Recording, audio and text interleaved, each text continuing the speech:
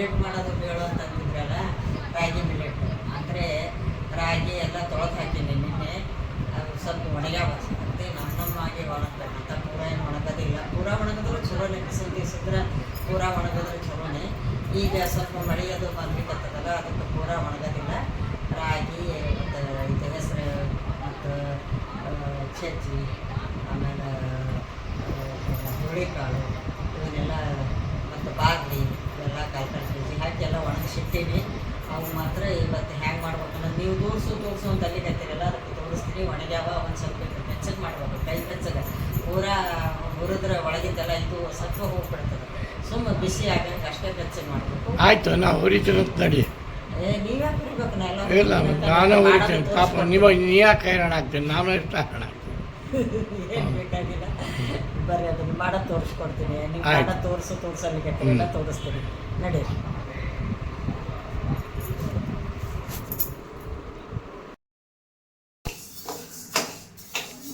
ಏನು ಮಾಡ್ಲಿಕ್ಕತ್ತೀರಿ ಇದನ್ನ? ನೀವು ಯಾಕೆ ಹುರಿಲಿಕ್ಕತ್ತೀರಿ? ಏನು ಹುರಿಲಿಕ್ಕತ್ತೀರಿ? ನಾ ಬ್ಯಾಡ ಅಂತ ಹೇಳಿದ್ನಲ್ಲ. ಏನು ಮ್ಯಾಗ್ ಮಾಡ್ಲಿಕ್ಕಿದ್ದೀನಿ, ಇಷ್ಟೇ ಹುರಿಲಿಕ್ಕಿದ್ದೀನಿ ಮಿಲಿಟದ್ದು. ಹೌದಾ?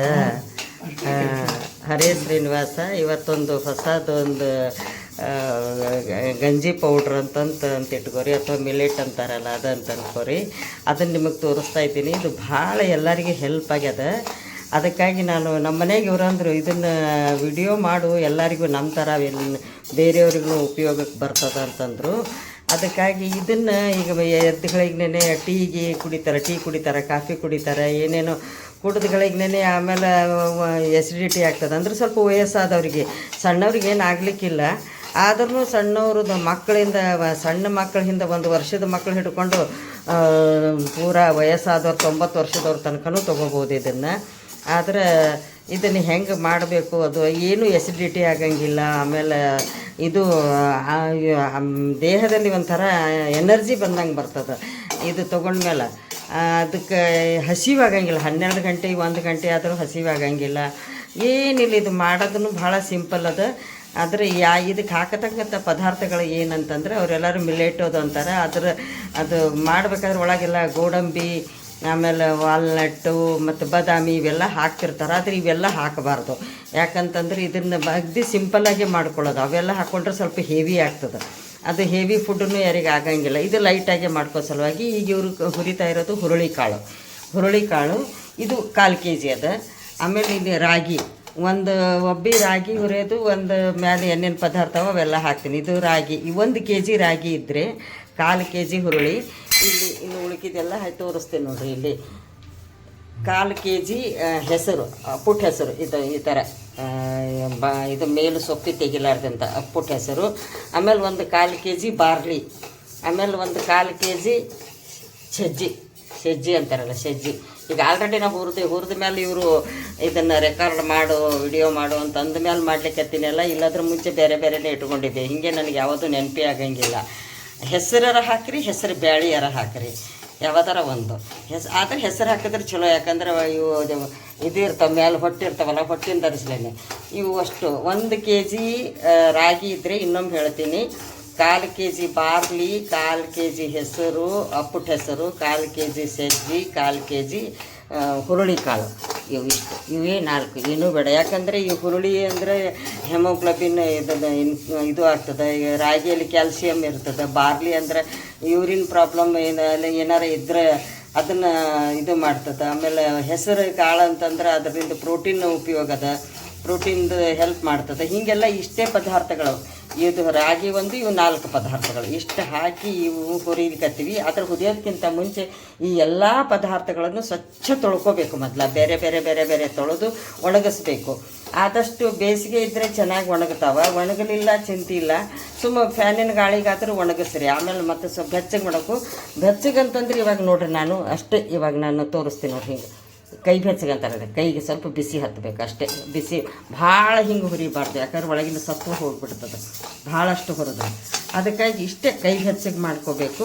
ಮಾಡಿ ನೀವು ಇದ್ರ ಗಿರಣಿಗಾರ ಹಾಕಿಸ್ರಿ, ಇಲ್ಲ ಮನ್ಯಾಗ ಮಿಕ್ಸಿಗಾರ ಹಾಕ್ಕೊಂಡು ನೈಸ್ ಪೌಡ್ರ್ ಮಾಡ್ಕೊರಿ. ನೈಸ್ ಪೌಡ್ರ್ ಆಯಿತು ಅಂತಂತಂದ್ರೆ ಇದನ್ನು ಯಾವ ಥರ ಇರ್ತದೆ ಹಿಟ್ಟು ಅನ್ನೋದು ನಾನು ತೋರಿಸ್ತೀನಿ ನಿಮ್ಗೆ. ಇವಾಗ ನನಗೆ ಇದು ಮಿಲ್ ಮಾಡಿಸ್ಕೊಂಡು ಬಂದಿದ್ದೀನಿ ನಿಮ್ಗೆ ಹೋದ ತಿಂಗಳದು, ಅದು ತೋರಿಸ್ತೀನಿ ಅಂತ ನಿಮ್ಗೆ. ಸುಮ್ಮನೆ ಹೈರಾಣಾಗ್ಲಿಕ್ಕತ್ತೀರಿ, ಬೇಡ ಅಂದರೂ ಮಾಡ್ತೀರಪ್ಪ ನೀವು, ಕೇಳಂಗಿಲ್ಲ, ಟೈಮ್ ಪಾಸ್ ಆಗಂಗಿಲ್ಲ ಅಂಥೇಳಿ. ನೀ ಹೈರಾಣ ಆಗ್ತಂತ ನಾ ಮಾಡಲ್ಲ, ಒಬ್ಬರು ಆರಾಮ ಅಷ್ಟೇ. ಹೈರಾಣ ಇದ್ದೆ, ಹೆಣ್ಮಕ್ಳಿಗೆ ಹೈರಾಣ ಇದ್ದದ್ದೇ, ಹಂಗಂದ್ರೆ ಹೆಂಗದ ಅರ್ಧ ಏನು ನೀವು ಮಾಡೋಂಗಿಲ್ಲ. ಇವತ್ತೀಗ ಸುಮ್ಮನೆ ನಾವು ಹುರಿಲಿಕ್ಕತ್ರ ಬಂದು ನೋಡು ಹುರ್ಕೋತ ಕೂತೀರಿ, ಆಯಿತು ಪರವಾಗಿಲ್ಲ, ಇದು ಇವೆಲ್ಲ ಮಾಡ್ಲಿಕ್ಕೆ ಹೋಗ್ಬೇಡ್ರಿ, ನಾ ಮಾಡ್ತೀನಿ ಎಲ್ಲ. ಹಾಂ, ಇವಾಗ ಇದೆಲ್ಲ ಹುರಿಯೋದಾಯಿತು. ಅಷ್ಟು ಅನ್ನೋದು ಈಗ ಕಲಸ್ಲಿಕ್ಕತ್ತಾರ ಅವರು. ಕಲಸೋದು ಅಂತಂತಂದ್ರೆ ಚೆನ್ನಾಗಿ ಇದು ಮಾಡಿಟ್ರೆ ಬೀಸಿದ್ರಾಗ ಒಂದು ಮೈ ಆಗ್ತದೆ. ಇವಾಗ ನೋಡ್ರಿ ಇದನ್ನು ಹೇಳ್ತೀನಿ. ಫಸ್ಟು ಹೇಳಿದ್ನಲ್ಲ, ರಾಗಿ ಅಂಥೇಳಿ 1 kg ರಾಗಿ, ಆಮೇಲೆ ಹುರುಳಿ, ಆಮೇಲೆ ಇದು ಏನಂತಾರೆ ಹೆಸರು, ಅಪ್ಪುಟ್ಟು ಹೆಸರು, ಆಮೇಲೆ ಬಾರ್ಲಿ, ಆಮೇಲೆ ಇದು ಸಜ್ಜಿ, ಇಷ್ಟೇ ಹಾಕೀನಿ. ಇದು ಇವಾಗ ಅದು ಹಿಟ್ಟು ಅನ್ನೋದು ಹೆಂಗೆ, ಇದನ್ನು ಮಿಲ್ಲಿಗೆ ಹಾಕಿಸ್ಕೊಂಡು ಬರಬೇಕು. ಯಾಕಂದ್ರೆ ಮನ್ಯಾಗ ನೀವು ಹಾಕ್ತಿದ್ರೆ ಹಾಕ್ಬೋದು, ಮನೆ ಒಳಗೇ ಇದು ಮಿಕ್ಸಿಗೆ ಸ್ವಲ್ಪ ಬೇಕಾದ್ರೆ ಮಾಡಿಕೊಂಡ್ರೆ ಹಾಕ್ರಿ. ಇದನ್ನು ತೋರಿಸ್ತೀನಿ ಮಿಲ್ಲಿಗೆ ಹಾಕಿದ್ಮೇಲೆ ಹೆಂಗೆ ಆಗ್ತದೆ. ಇದು ಅನ್ನೋದು ಹಿಟ್ಟು ಲಾಸ್ಟ್ ಮಂತ್ದಾಗ ಮಾಡ್ಕೊಂಡು ಬಂದಿದ್ದಲ್ಲ, ಅದು ಹಿಟ್ಟಿದು ಈ ಥರ ನೈಸಾಗಿರ್ಬೇಕಿದು, ಯಾವಾಗಲೂ ನೈಸಾಗಿರಬೇಕು. ಮನ್ಯಾಗ ಒಂದು ಸ್ವಲ್ಪ ನೀವು ಹಾಕಿದ್ರೆ ನೈಸ್ ಬರಲಿ ಅಂದ್ರೆ ಒಂದು ಸ್ವಲ್ಪ ಇದು ಜರಡಿ ಹಿಡಿಬೇಕು. ಇದನ್ನು ಏನಿಲ್ಲ ಮಾಡೋದಂದರೆ ನೀವು ಹೆಂಗೆ ಬೇಕು ಹಂಗೆ ಮಾಡ್ಬೋದು. ನಿಮಗೆ ಶುಗರ್ ಇದ್ದಿದ್ದಿಲ್ಲ ಅಂತಂದರೆ, ಅಥವಾ ನಿಮ್ಗೆ ಸಪ್ಪಗೆ ಒಲ್ಲ ಆಗ್ತಿತ್ತು ಅಂತಂತಂದ್ರೆ ಸ್ವಲ್ಪ ಬೆಲ್ಲ ಹಾಕಬೇಕು. ಇದು ಹಾಕಬೇಡ್ರಿ, ಸಕ್ಕರೆ ಹಾಕಬೇಡ್ರಿ, ಹಾಲು ಬೆಲ್ಲ ಅದು ಒಂದು ಸ್ವಲ್ಪ ನೀರಾಗ ಕಲಿಸ್ಬೇಕು. ಮೊದಲು ಕಲಿಸಿ ಚೆನ್ನಾಗಿ ಒಂದು ಚಮಚ, ಒಬ್ಬರಿಗೆ 1 ಚಮಚ ಸಾಕು, ಅಂದರೆ 1 ಲೋಟ ತುಂಬಿ ಆಗ್ತದೆ. ಇಷ್ಟು ಲೋಟ ತುಂಬಿ ಆಗಬೇಕಾದ್ರೆ ತೋರಿಸ್ತೀವಿ ನೋಡ್ರಿ. ಈ 1 ಲೋಟ, ಈ ಸೈಜದ ಲೋಟ ತುಂಬಿ ಆಗಬೇಕಂದ್ರೆ 1 ಟೀ ಸ್ಪೂನ್ ಹಾಕಿದರೆ ಸಾಕು. 1 ಟೀ ಸ್ಪೂನಷ್ಟು ನೀವು ಹಾಕಿ ನೀರು ಹಾಕಿ ಕಲಸ್ರಿ. ಮೊದಲೇ ಕಲಸಿದ ಮೇಲೆ ಒಳಗೊಂದು ಸ್ವಲ್ಪ ಹಾಲು, ಬೆಲ್ಲ, ಏಲಕ್ಕಿ ಪುಡಿ ಮತ್ತಿದ್ರೆ ಶುಂಠಿ ಪುಡಿ ಹಾಕೋಬೋದು. ಅದೊಂಥರ ಚಳಿಗಾಲದಾಗ ಚಲೋ ಇರ್ತದೆ. ಯಾಕಂದ್ರೆ ಒಳಗೆ ಹುರುಳಿ ಕಾಳು ಇರ್ತದಲ್ಲ, ಮೈ ಬೆಚ್ಚಗಿರ್ತದೆ, ಗರಮ್ ಇರ್ತದೆ, ಏನು ಹಿಂಗೆ ನೆಗಡಿ ಬರೋದಿಲ್ಲ. ಅದಕ್ಕೆ ಶುಗರ್ ಇದ್ದಿದ್ದಿಲ್ಲ ಅಂದ್ರೆ ಆ ಥರ ತೊಗೋಬೋದು. ಇನ್ನು ಶುಗರ್ ಇದ್ದವ್ರು ಅಂದ್ರೆ ನೀವು ಒಟ್ಟು ಬೆಲ್ಲ ಹಾಕಲಿಕ್ಕೆ ಹೋಗಬೇಡ್ರಿ. 1 ಟೀ ಸ್ಪೂನಷ್ಟು 1 ಲೋಟ ಬೇಕಾದರೆ ಅದೇ ಅಳತಿ ಪ್ರಮಾಣ ಅಷ್ಟೇ. ಒಂದು ನೀರು ಹಾಕಿ ಮೊದಲು ಚೆನ್ನಾಗಿ ಕಲಸ್ಕೊಂಡು ಇದು ಮಾಡಿಕೊಂಡು ಎಣ್ಣೆ ಬಣ್ಣಕ್ಕೆ ಬರೋ ತನಕ ಬಾಯ್ಲ್ ಮಾಡಬೇಕು ನೀವು. ಎಣ್ಣೆ ಅದು ಸ್ವಲ್ಪ ಚೆನ್ನಾಗಿ, ನಿಮ್ಗೆ ಗೊತ್ತಲ್ಲ ಹೆಂಗೆ ಪೂರಾ ಗಟ್ಟಿ ಹಿಂಗೆ ರಾಗಿ ಮುದ್ದೆ ಮಾಡ್ದಂಗೆ ಮಾಡೋದಿಲ್ಲ, ಸ್ವಲ್ಪ ಕುಡಿಲಿಕ್ಕೆ ಬರಬೇಕು. ಆ ಥರ ಎಣ್ಣೆ ಕುದಿಸಿಬಿಟ್ಟು ಆಮೇಲೆ ಒಳಗೆ ಒಂಚೂರು ಉಪ್ಪು ಹಾಕ್ಕೊಂಡು, ಬಿ ಪಿ ಇದ್ದಿದ್ದಿಲ್ಲ ಅಂದ್ರೆ ಉಪ್ಪು ಹಾಕ್ಕೊಂಡು ತಿನ್ನಿರಿ. ಇದ್ದಿದ್ದು ಕುಡೀರಿ. ಇದ್ದಿದ್ದಿಲ್ಲ ಅಂತಂದ್ರೆ ಉಪ್ಪು ಬೇಡ, ಬಿ ಪಿ ಇತ್ತಂದ್ರೆ ಉಪ್ಪು ಬೇಡ, ಹಾಗೇ ತೊಗೊರಿ.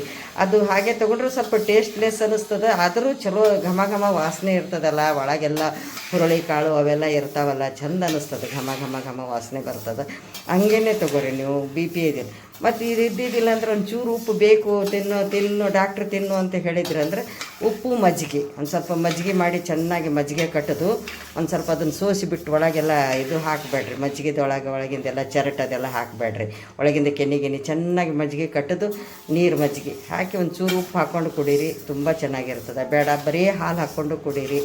ಏನಿದ್ರು ಬೆಳಿಗ್ಗೆ ನೀವು ಟೀ ಕಾಫಿ ಏನೂ ತೊಗೋಬಾರ್ದು. ಅದಕ್ಕಿಂತ ಮುಂಚೆ ಇದು ನೀವು ತೊಗೊಂಡ್ರೆ ತುಂಬ ಎಫೆಕ್ಟಿವ್ ಆಗ್ತದೆ, ತುಂಬ ಎಫೆಕ್ಟಿವ್. ನಿಮಗೇನೆಂದರೆ ಮೊದಲನೇ ಮಾತು ಹಸಿವಾಗೋದಿಲ್ಲ, ಆಮೇಲೆ ಸಮಾಧಾನ ಇರ್ತದೆ, ಶಾಂತ ರೀತಿಯಿಂದ. ಏನು ಸಂಕಟ, ಕಾಸೋಸಿ, ಆ್ಯಸಿಡಿಟಿ ಇಂಥವು ಏನೂ ಆಗೋದಿಲ್ಲ. ಇವಾಗ ನೋಡಿರಿ ಈ ಥರ. ಇವಾಗ ನಾನಂತೂ ಜಾಸ್ತಿ ಎಲ್ಲ ಕೂಡಿದರೆ 2 kg ಆಗ್ತಾವಲ್ಲ, 1 kg ಅವಕ್ಕೆ ಹಾಕಿದ್ದೀವಿ, ನಾವು 1/4 kg ಇವೆಲ್ಲ ಹಾಕಿದ್ದೀನಿ, 2 kg ಆಗ್ತದೆ. ಇಷ್ಟೇ, ನಾವು ಮಿಕ್ಸಿಗೆ ಹಾಕಂಗಿಲ್ಲ, ಸುಮ್ಮನೆ ಟೈಮ್ ಜಾಸ್ತಿ ತೊಗೋತದೆ. ಮತ್ತು ಅದನ್ನು ಮನೆಯಾಗ ಜರಡಿ ಹಿಡಿಬೇಕು. ಒಂದು ಸಲ ಮಿಲ್ಲಿಗೆ ಹಾಕಿಸ್ಕೊಂಡು ಬಂದರೆ ರಾಗಿ ಮೇಲೆ ಬೀಸ್ಕೊಡು ಅಂತಂದ್ರೆ ಪರವಾಗಿಲ್ಲ, ಅಕ್ಕಿ ಮೇಲೆ ರಾಗಿ ಮೇಲೆ. ಇನ್ನು ಚಿಕ್ಕ ಮಕ್ಕಳಿದ್ರು ಅಂದರೆ ಕೆಲವು ಮಂದಿ ಒಳಗೆ ಅಕ್ಕಿನೂ ಹಾಕ್ತಾರೆ. ಅಕ್ಕಿ 1/4 kg ಅಷ್ಟು ಅಕ್ಕಿ ಹಾಕಿದರೆ ಚಿಕ್ಕ ಮಕ್ಕಳಿಗೆ ಇದನ್ನು ಕೊಟ್ಟರೆ ಮಕ್ಕಳು ಶಾಂತ ಸಮಾಧಾನ ಇರ್ತಾವೆ. ಅವಕ್ಕೇನು ಹೆಚ್ಚು ಹಸಿವಾಗಂಗಿಲ್ಲ ಮಾಡಂಗಿಲ್ಲ. ಅದಕ್ಕೆ ಬೆಳಗ್ಗೆ ಟೈಮ್ನಾಗ ತಗೋರಿ. ನೀವು ಯಾರು ಬಿ ಪಿ ಇದ್ದವರು, ಶುಗರ್ ಇದ್ದವರು, ಮತ್ತಿದ್ರ ಅನಾರೋಗ್ಯ ಇದ್ರೆ ಏನು ಪರವಾಗಿಲ್ಲ ತಗೋರಿ. ಭಾಳ ನಾನು ಈಗಾಗಲೇ ನಮ್ಮ ಅತ್ತಿಗೆಗೆ ತುಂಬ ತೊಂದರೆ ಆಗ್ತಿತ್ತು. ನಮ್ಮ ಅತ್ತಿಗೆ ಪರಿಮಳ ಅಂತ, ಅವಳಿಗೆ ಇದನ್ನು ಹೇಳಿದೆ, ಹಿಂಗೆ ಮಿಲ್ಲೆಟ್ ಮಾಡ್ಕೊಂಡು ತಗೋ, ಅದ್ರಾಗೆಲ್ಲ ಗೋಡಂಬಿ ಮತ್ತು ಇದನ್ನೇನು ಹಾಕ್ಲಿಕ್ಕೆ ಹೋಗಬೇಡ, ಬರೀ ಇಷ್ಟೇ ಕಾಳು ಪದಾರ್ಥಗಳನ್ನೇ ಸ್ವಚ್ಛ ತೊಳೆದು ಮಾಡಿ ಹುರಿದು ಬಿಟ್ಟು ಇದನ್ನು ಮಿಕ್ಸಿಗೆ ಹಾಕಿ ಪೌಡ್ರ್ ಮಾಡಿ ತಗೋ, ದಿವಸ ಒಂದು ಲೋಟ ಗಂಜಿ ಮಾಡ್ಕೊಂಡು ಕುಡಿ, ಚೆನ್ನಾಗಿ ಆಕಿ ಇವಾಗ ಇಷ್ಟು ಏನು ಒಳ್ಳೆಯ ಔಷಧಿ ಹೇಳಿಯವ ನನಗೆ. ಇದು ತೊಗೊಂಡ ಮೇಲೆ ಭಾಳ ನನಗಿಲ್ಲದ್ರೆ ಮುಂಜಾನೆ ಹೇಳೋಣ ಸಂಕಟ ಆಗೋದು, ಕಾಸೋಶಿ ಆಗೋದು, ಪಿತ್ತಾಗೋದು, ಆಮೇಲೆ ಏನೋ ಒಂಥರ ಮನಸ್ಸಿಗೆ ಸಮಾಧಾನ ಇರಲಾರ್ದಂಗೆ ಅನ್ಈಜಿನೆಸ್ ಆಗೋದು, ಹೀಗೆಲ್ಲ ಇರ್ತಿತ್ತು. ಇವಾಗ ನೋಡಿದರೆ ಎಲ್ಲ ಆರಾಮಾಗ್ಯದ. ಅವಳು ಫ್ರೆಂಡಿಗೆ ಹೇಳಿದ್ದಾಳಂತೆ, ಅವರು ಇದನ್ನೇ ರಿಸಲ್ಟ್ ಕೊಟ್ಟರು. ಅದಕ್ಕೆ ನಮ್ಮ ಮನೆಯಾಗ ಇವತ್ತು ಮಾಡೋ ಮುಂದೆ ಇವತ್ತು ಮಾಡ್ತಾಯಿದ್ದೆ. ಅದು ನನಗೆ ಯಾವುದೇ ಇಲ್ಲ, ತಕ್ಷಣಕ್ಕೆ ಅವ್ರು ನಮ್ಮ ಮನೆಯವ್ರು ಹೇಳಿದ್ರೆ ನನಗೆ ಐಡಿಯಾ ಬರ್ತದೆ. ಇಲ್ಲಂದ್ರೆ ಐಡಿಯಾ ನೀನು ಇದನ್ನು ಮಾಡಿಬಿಡು, ಎಲ್ಲರಿಗೂ ಉಪಯೋಗ ಆಗ್ತದೆ. ಸ್ವಲ್ಪ ವಯಸ್ಸಾದವ್ರಿಗಂತೂ ಭಾಳ ಯೂಸ್ಫುಲ್ ಅದ ಇದನ್ನು. ಅದಕ್ಕಾಗಿ ದಯವಿಟ್ಟು ಟೀ ಕಾಫಿ ಕುಡಿಯೋರಿದ್ರೆ ಕುಡೀರಿ, ಬ್ಯಾಡ ಅನ್ನೋಂಗಿಲ್ಲ. ಆದರೆ ಅದು ಕುಡಿಯೋದಕ್ಕಿಂತ ಮುಂಚೆ ಇದನ್ನು ತೊಗೊಂಡು ಆಮೇಲೆ ಎಷ್ಟು ಸಲ ಬೇಕಾದ್ರೆ ನೀವು ಟೀ ಕಾಫಿ ಕುಡೀರಿ, ಏನೂ ಇಫೆಕ್ಟ್ ಆಗಂಗಿಲ್ಲ. ಅದ್ರ ಬೆಳಿಗ್ಗೆ ಖಾಲಿ ಹೊಟ್ಟೆಯಲ್ಲಿ ನೀವು ಟೀ ಕಾಫಿ ಕುಡಿದ್ರೆ ಸ್ವಲ್ಪ ಎಲ್ಲ ಪ್ರಾಬ್ಲಮ್ಸ್ಗಳು ಇದ್ದೇ ಇರ್ತವೆ. ಯಾಕಂದರೆ ವಯಸ್ಸಾದಾಗಿನ ಜಾಸ್ತಿನೇ ಆಗ್ತದೆ.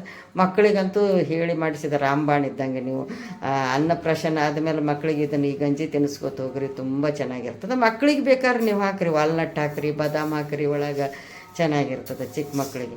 ವಯಸ್ಸಾದವ್ರಿಗೆ ಅವೆಲ್ಲ ಬೇಡ, ಯಾಕಂದರೆ ಮತ್ತು ಕೊಲೆಸ್ಟ್ರಾಲು ಅದು ಪ್ರಾಬ್ಲಮ್ ಆಗ್ಬಾರ್ದು ಅಂಥೇಳಿ ನಾನು ಹಾಕಿಲ್ಲ ಅಷ್ಟೇ, ಮತ್ತೇನಿಲ್ಲ. ಹರೇ ಶ್ರೀನಿವಾಸ. ನೀವು ಮಾಡಿ ನೋಡಿ ಕಮೆಂಟ್ಸ್ ಹಾಕಿರಿ, ಏನು ಹೆಂಗದ ರಿಸಲ್ಟ್ ಮಾಡಿ ನೋಡಿ. ನೀವು ಸ್ವತಃ ಇದನ್ನು ಅನುಭವಿಸಿ ನೀವು ತಗೊಂಡು ಆಮೇಲೆ ಇದ್ರ ಬಗ್ಗೆ ಹೇಳಿ. ಹರೇ ಶ್ರೀನಿವಾಸ.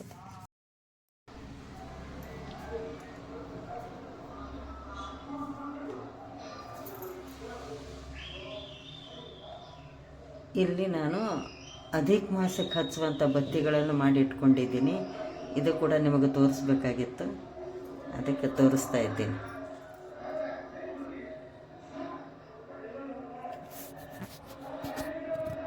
ನೀವು ಕೂಡ ಹಿಂಗೆ ಮಾಡಿ ಹಚ್ಬೋದು ಅಧಿಕ ಮಾಸದಾಗ.